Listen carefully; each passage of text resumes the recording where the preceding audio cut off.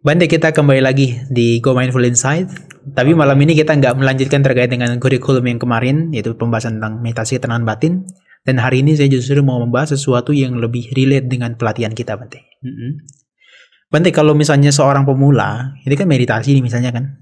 Itu kan banyak tuh rintangan yang ditemui kan. Utamanya, kalau saya kemarin survei, itu dari sekitar 100 orang yang jawab, itu sekitar 80 atau 90% yang menjadi masalah utama adalah pikiran mengembara. Yang kedua adalah sering ngantuk. Ketiga adalah kaki kesemutan. Nah, tapi yang paling pertama berarti yang paling fundamental itu adalah pikiran yang mengembara dong. Pikiran mengembara ya.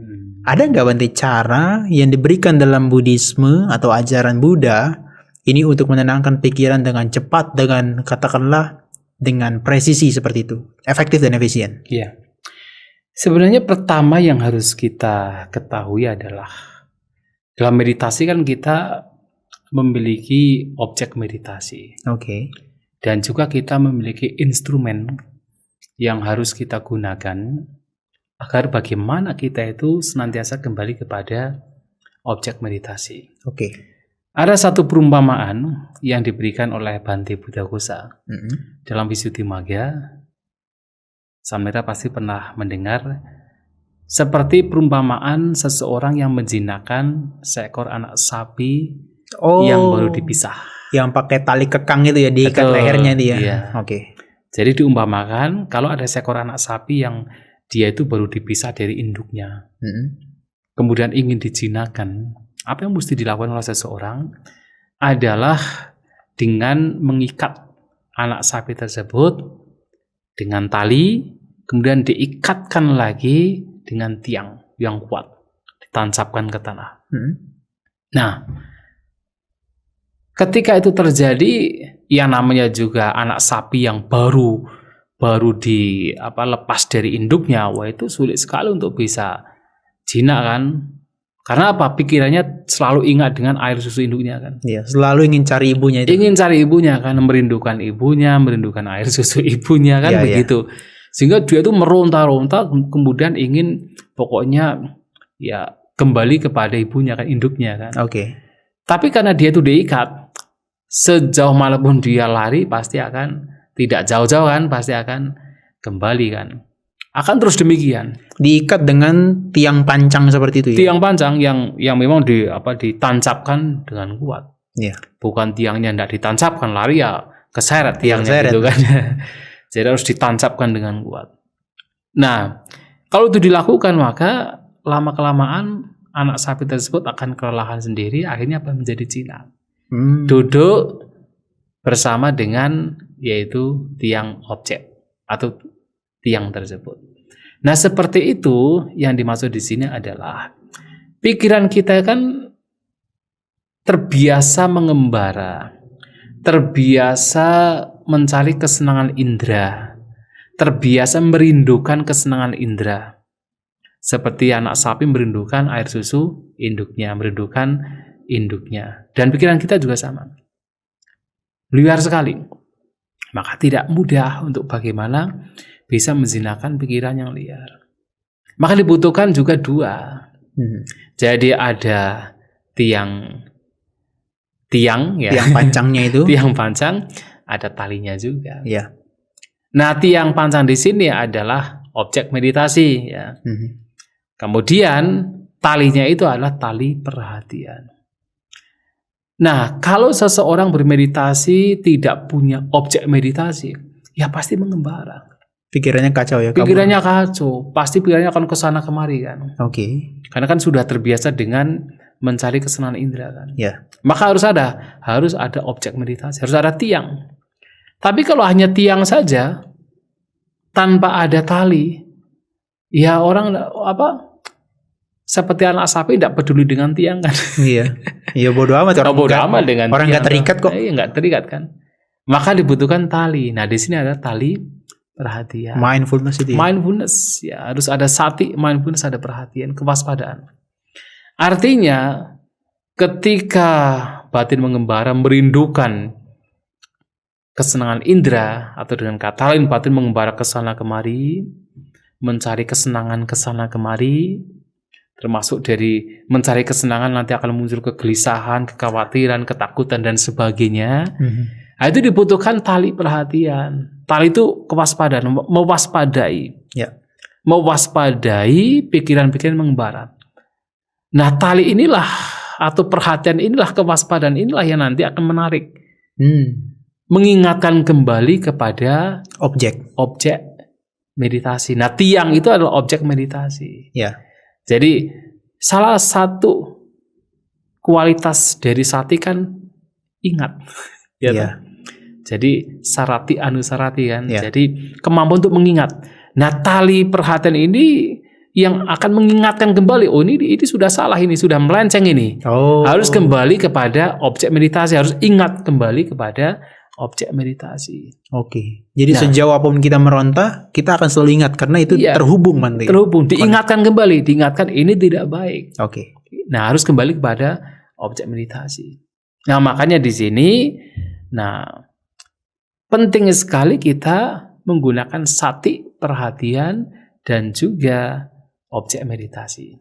Hanya saja, walaupun sudah punya perhatian, walaupun sudah punya objek meditasi, kadang perhatian kita tuh lemah. Ya, lemah. Tali kita tuh lemah. Sering hanyut kita, Bante. Sering hanyut. Mungkin talinya putus. Talinya putus, bisa jadi putus, Bante ya. Iya toh? Nah, makanya di dalam Visuddhimagga ada juga cara lain. Maksudnya supaya perhatian kita itu, ingatan kita terhadap objek itu menjadi semakin kuat. Atau katakan bisa bertahan, tali kita menjadi lebih kuat, itu dengan cara menghitung. Apakah itu instrumennya? Instrumen. Oh, yang Bante maksud objek dan instrumen adalah ini berarti ya? Iya. Instrumen, ya sebenarnya sati adalah instrumen. Oke. Tiang pancang juga instrumen. Nah, ini cara menghitung objek untuk supaya sati atau talinya lebih kuat. Itu juga instrumen. Alat bantu lah ya. Alat bantu. Pendukungnya ya. Alat bantu kan. Ibaratnya kalau talinya itu tali yang lemah gitu kan. Tali rafia bisa. Itu lagi kan, dipertebal lagi gitu, diperkuat lagi gitu kan. Nah, adalah dengan cara menghitung objek. Oke. Menghitung objek itu adalah supaya kita itu terus ingat dengan objek, supaya sati kita itu terus muncul di sana. Oke. Ingat, sati itu adalah kemampuan untuk mengingat. Supaya kemampuan mengingat itu semakin berkembang, kemudian dikuatkan atau dibantu disupport dengan cara menghitung. Menghitung objek. Nah, di sini terkhusus menghitung objek di sini adalah ketika menggunakan objek keluar masuknya nafas. Hanya fokus untuk keluar masuknya nafas. Iya. Kalau kembung spirit bisa juga kah? Bisa juga sebenarnya, karena kan modelnya kan bisa dihitung kan. Iya. Tetapi kalau menggunakan objek lain, misalnya objek kasina, itu juga walaupun tidak menggunakan hitungan, juga menggunakan yaitu ucapan. Verbal gitu ya? Ya, verbal dalam batin gitu kan. Oke. Sebagai contoh kalau kita menggunakan objek tanah sebagai objeknya. Kalau dalam bahasa Pali kan itu patawi kan, patawi bumi gitu kan. Kalau kita kan pertiwi, tanah, bumi gitu kan. Oh, itu bisa Itu digunakan. diucapkan terus dalam batin. Jadi pertiwi atau katakan tanah. Itu mengucapkannya harus cepat atau rileks saja? Itu tergantung pada batin kita kan. Oh. Ya, itu kan masing-masing orang bisa berbeda-beda kan. Oh. Untuk supaya kita itu selalu ingat dengan persepsi tanah gitu loh. Oke. Untuk memunculkan persepsi tanah. Sehingga apa, kita itu memunculkan dengan kata-kata. Tanah. Dalam batin ya, tidak diucapkan. Nah, seperti ini kalau dalam konteks nafas itu menggunakan hitungan. Oke. Jadi, bagaimana cara menghitungnya? Nah, dalam Visuddhimagga dijelaskan maksimal 10 hitungan, minimal 5 hitungan. Oke. Kenapa Bante harus minimalnya ada, maksimalnya ada? Kenapa? Karena begini, kalau kita menghitung nafas, jadi begini dulu. Dalam kita menghitung nafas, agar batin kita itu selalu bersama dengan nafas, dengan cara dihitung, nafas masuk, keluar, hitung 1. Ingat ya. Nafas masuk lagi, keluar sembari menghitung 2. Dalam batin tidak diucapkan. Nafas masuk, keluar, hitung 3. Sampai maksimal 10. Kenapa maksimal 10? Kenapa tidak diperkenankan untuk yaitu 11, 15, 20, 100 gitu. Iya. Lupa. Oh. Berapa hitungannya sekarang?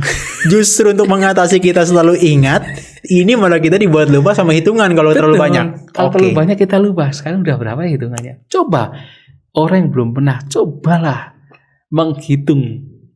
Jangankan 10. Maksudnya jangankan lebih dari 10.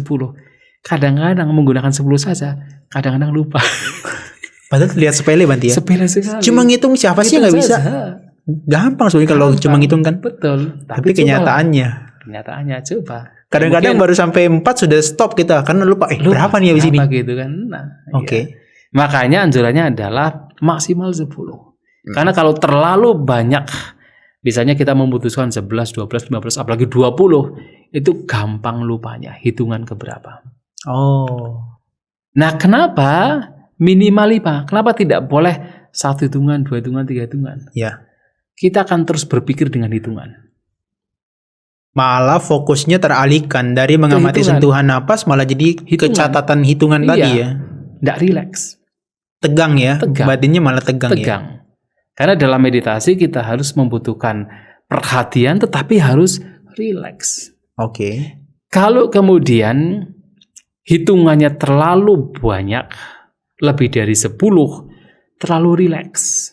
Pada akhirnya apa? Lupa dengan hitungan dan itu juga lupa dengan nafas. Tetapi kalau kemudian kurang dari 5, orang akan terus berpikir dengan hitungan menjadi tegang. Jadi tegang. Maka idealnya adalah minimal 5, maksimal 10. Berarti orang mau pilih 7 atau 8 oke? Boleh, oke. Oke. Bante, kalau misalnya satu case, misalnya dia lupa di tengah-tengah. Katakanlah baru 7. Terus apa yang dilakukan? Nah, di dalam Visuddhimagga dikatakan, ketika itu terjadi, lebih baik nggak usah berpikir-pikir, ini sudah keberapa ya? Langsung kembali ke 1. Langsung kembali ke 1? Ke 1 saja.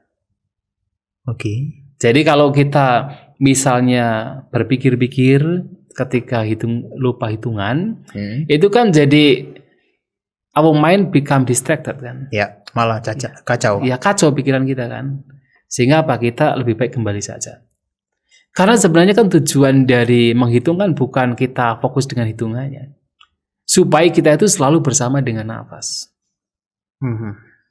Kalau nanti misalnya kok berpikir-pikir ini sudah hitungan keberapa karena sudah lupa kan, ya itu malah nanti fokusnya kepada hitungan, bukan kepada nafasnya. Nafas yang sudah berjalan malahan akan terlupakan karena kita berpikir sudah berapa hitungannya. Berarti ada nggak patokan idealnya? Kalau saya pemula misalnya, berapa? Saya pilih 5 atau 10? Nah itulah kenapa Visuddhimagga kan membebaskan. Pokoknya memberikan kebebasan. Minimal 5, maksimal 10.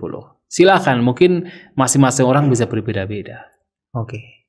Mungkin ada yang cocok dengan 7, barangkali hitungan 7 sudah terkesan 7 itu bagus, misalnya begitu kan. Atau hitungan ke-8. Tengah-tengahnya kan ya 8 kan. Tengah-tengah dari 5 dan 10. 8 atau 7 kan. Ya. Nah jadi bisa demikian. Tidak ada patokan. Tidak disebutkan patokannya. Bante, ini ada satu teman saya ya. Dia ngomong gini. Saya ketika menggunakan katakanlah hitungan 1-8 katakanlah atau 1-10. Ketika mindfulness-nya dia sudah bagus, katakanlah si talinya tadi sudah kokoh, instrumen tadi yang awal sudah kokoh. Justru ketika dia menggunakan hitungan, mulai jadi terganggu pikirannya. Dia tanya, apakah ini boleh dilupakan hitungannya? Oh iya. Hanya fokus sekadar pada nafas kalau misalnya sudah bisa tenang dan rileks. Betul. Boleh ya? Ya boleh. Karena sebenarnya kan tujuan kita itu menggunakan hitungan itu supaya kita tuh fokus dengan nafas. Kalau kita sudah bisa lepas dari hitungan ya sudah, nggak usah berpikir tentang hitungan. Kalau kita sudah misalnya nafas sudah terdeteksi, terperhatikan dengan baik, perhatian terhadap nafas juga baik, kuat, dan batin juga tetap bisa rileks, ya kita tidak kemudian langsung katakan melekat dengan hitungannya. Bisa ditinggalkan hitungan tersebut. Boleh ya Bante? Itu hanya instrumen saja, sangat boleh. Oke. Sangat diperbolehkan. itu juga menjadi indikator atau ukuran bahwasanya orang itu sudah lumayan maju ya. Iya, betul. Dia punya mindfulness itu sudah semakin berkembang ya. Betul. Oke. Jadi tujuannya hanya instrumen saja, tidak kemudian dilekati. Kalau memang sudah apa yang diharapkan sudah tercapai, seseorang atau batin kita sudah familiar, sudah akrab, sudah katakan bisa memperhatikan nafas dengan baik, ya tidak perlu menggunakan hitungan. Oke. Bagi pemula, Bante, kira-kira patokannya supaya dia bisa lepas dari hitungan, apa kira-kira yang menjadi indikator? Apakah ketika tadi untuk menjawab problem ini kan, apakah ketika pikirannya benar-benar tenang, ataukah ketika dia memang sudah katakanlah ada tahapan tertentu dia harus melepaskan? Kalau pikiran sudah tenang, sementara objek nafas juga sudah tampak atau terasa dengan kuat, ya sudah lepaskan saja. Gak peduli itu 30 menit, 10 menit, Nggak atau 20 peduli, menit? bahkan misalnya 5 menit, 10 menit, kalau memang sudah begitu tenang, tapi perhatian juga sudah kuat dengan nafas, ya nggak usah dipikir-pikir tentang hitungan. Bisa bernafas saja. Oh, berarti memang harus diingatkan kembali bahwasanya utamanya adalah sentuhan napasnya kan? Betul. Bante, ini adalah satu asumsi lain. Berarti kalau kita misalnya meditasi, kita menggunakan noting atau reciting the words, itu nggak ada salahnya kan? Nggak ada salah. Nggak ada salahnya kan? Nggak ada salahnya. Ada yang mengungkapkan dengan kata misalnya, dia mungkin senang dengan kata Buddha gitu. Boleh aja berarti? Silahkan saja. Dan itu dikembangkan di Thailand. Boleh, Bante? Boleh saja. Kan itu sekedar instrumen juga. Apalagi dengan penuh keyakinan, dengan istilah Buddha, lebih yakin lagi gitu kan. Itu ya diperbolehkan. Sebenarnya semuanya instrumen. Jadi termasuk kata Buddha, masuk bud, keluar do, itu instrumen saja. Hitungan juga instrumen. Dan pada akhirnya ketika sudah kuat terhadap nafas, batin tenang, rileks, tapi perhatian terhadap nafas juga sudah bagus, yaitu juga dilepaskan juga. Bukan digenggam erat-erat. Bukan ya? digenggam erat-erat. Oke, saya paham jadinya. Bante, kalau misalnya kita berkaca atau refleksi dari 1 sampai 10 ini, penghitungan 1 sampai 8 atau seterusnya, berarti dalam konteks meditasi yang lain, dalam kita berusaha untuk mengatasi pikiran yang mengembara, katakanlah ketika berjalan, itu kan juga pakai pencatatan, Bante. Betul. Berarti one day ketika kita pikiran sudah tidak terdistraksi, kita boleh lepaskan dong pencatatannya. Boleh lepas. Karena sebenarnya begini, Samneran. Yang namanya pengetahuan, Ya.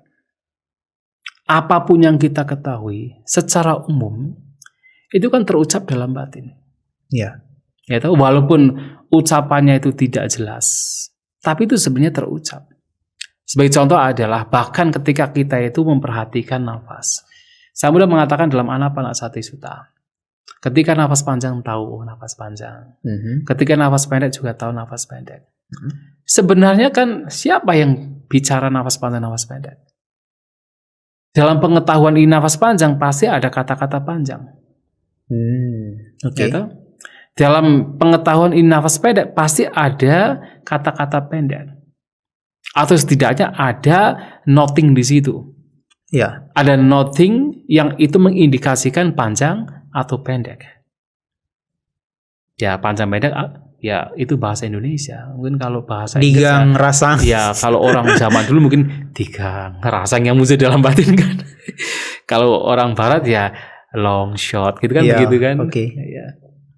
Jadi pasti ada dalam pengetahuan, pasti akan ada noting di situ. Walaupun notingnya itu halus, tidak mengganggu. Termasuk dalam kita meditasi jalan. Awalnya memang ketika meditasi jalan yang lebih spesifik dengan katakan lebih pelan, kan ada notingnya kan, mencatat kan. Ya. Angkat, maju, letak. Angkat, maju, letak. Itu kalau tiga catatan kan. Nah, pada saat batin sudah katakan tenang, katakan fokus dengan yaitu gerakan kaki, termasuk sentuhan dan sebagainya, walaupun catatan kasar itu sudah tidak dibutuhkan, sebenarnya pengetahuan itu sendiri itu merupakan catatan.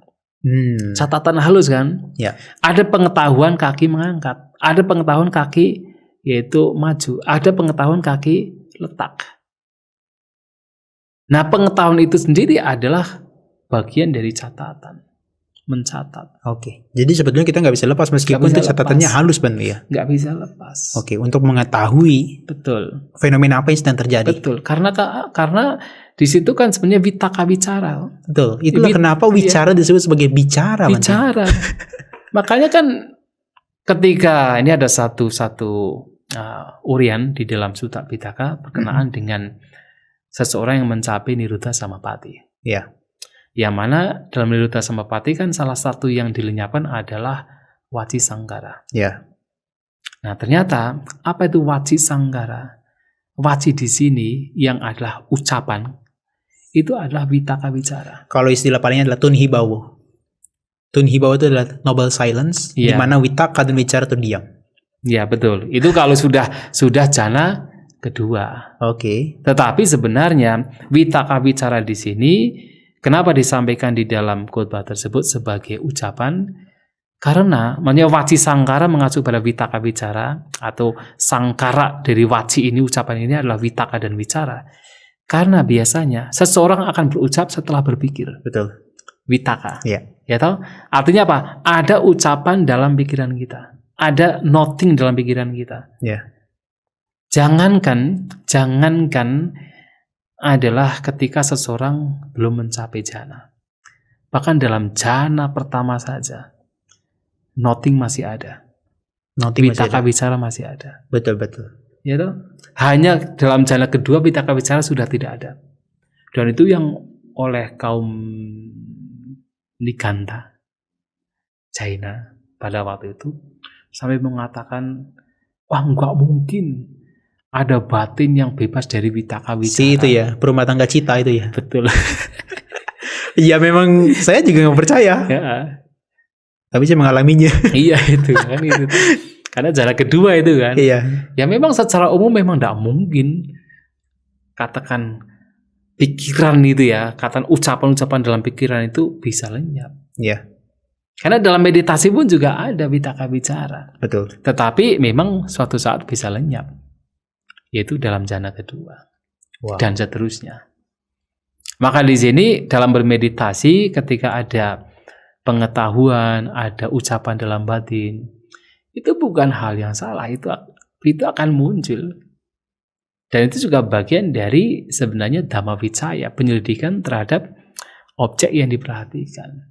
Oke, observe ya. Observe ya. Oke. Berarti kembali kepada permasalahan kita tadi. Berarti pikiran yang mengembara ini bisa benar-benar diatasi dengan kita menggunakan instrumen tadi. Ya, itu yang dikatakan anjuran ya.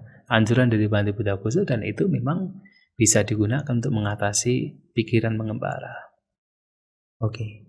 Bhante, boleh nggak dikasih semacam asumsi atau katakanlah pernyataan bahwa pemula ya mau nggak mau dia harus menggunakan ini Bhante? Karena pikirannya kadang-kadang benar-benar nggak bisa dikendalikan seperti si anak sapi liar tadi. Betul.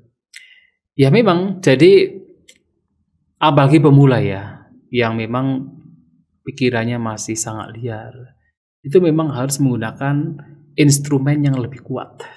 Oke. Agar pikiran yang liar itu mudah dijinakan. Maka ini menjadi salah satu cara yang bisa kita gunakan agar batin tidak mudah mengembara dengan kita menghitung objek kalau menggunakan objek keluar masuknya nafas. Minimal 5, maksimal 10. Ini penting, minimal 5, maksimal 10. Lebih dari 10 nanti batin ngelantur. Kalau Bhante secara pribadi seringnya prakteknya gimana? Dulu saya juga kadang mempraktekkan dan biasanya 10 kalau saya. 10. 10. Belum pernah coba 5. Pernah juga, tetapi secara umum saya Prefernya biasanya ke 10 ya. Oke. Ya, karena barangkali pikiran saya itu tidak mau terlalu banyak berpikir. Sorry, gimana? Konteksnya gimana? Nggak mau terlalu banyak berpikir. Kalau kita menggunakan terlalu sedikit ya? Terlalu sedikit itu kan selalu kembali itu. Oke. Maksudnya rasanya baru sebentar udah balik lagi juga. Balik lagi menjadi tegang gitu loh. Oke. Jadi lebih enak 10. Oke. Berarti terima kasih atas uraian ini. yaitu adalah bagaimana cara bisa mengatasi pikiran mengembara, salah satunya dengan napas tadi yang dicatat 1 sampai 10 atau 1 sampai 8 atau 1 minimal sampai 5. Betul. Iya. Oke, terima kasih Bante. Ya, baik.